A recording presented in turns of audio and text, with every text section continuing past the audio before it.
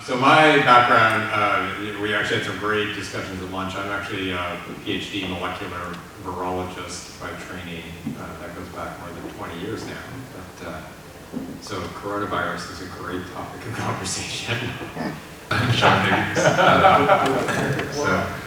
I have a PhD in cell and molecular biology, training in nucleic acid biophysics associated with looking at mutation rate in things like viruses and bacteria and humans.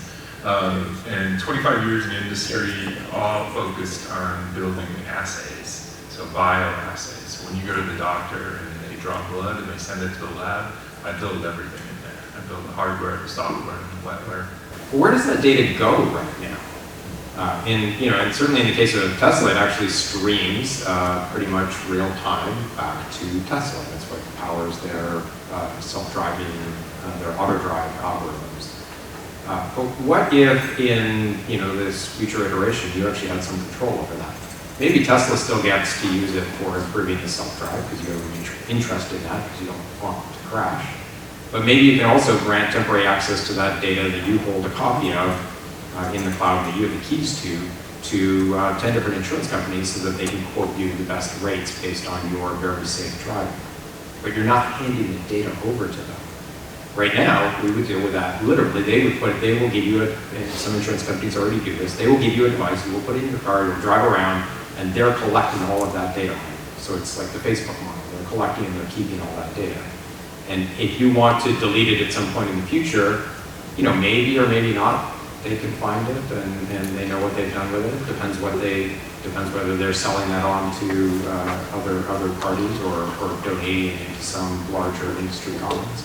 So back on the healthcare data, it's not if, we will. So I'm sure there are several of you that have one of the new Apple Watches that's on, it tells you to breathe, stand, watches your heart rate and things like that. That's actually an FDA cleared device from another company that's incorporated into that watch. So the game is afoot, and it will happen. It's not a question, it's only a question of how fast it happens.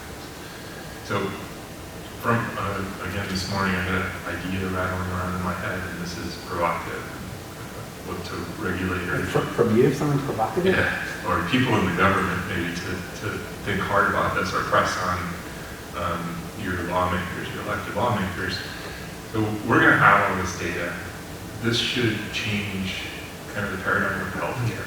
That also segues into just the concept of, we talk about AI, artificial intelligence, but in most cases, it's more going to be augmented intelligence. It's going to augment what you can already do. It's going to give you insight that is actionable.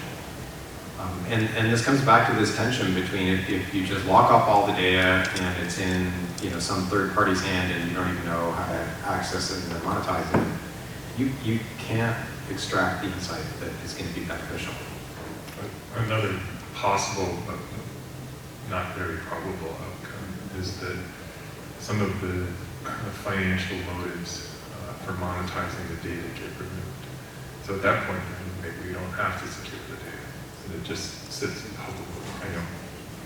This is the pie-eyed view of the world.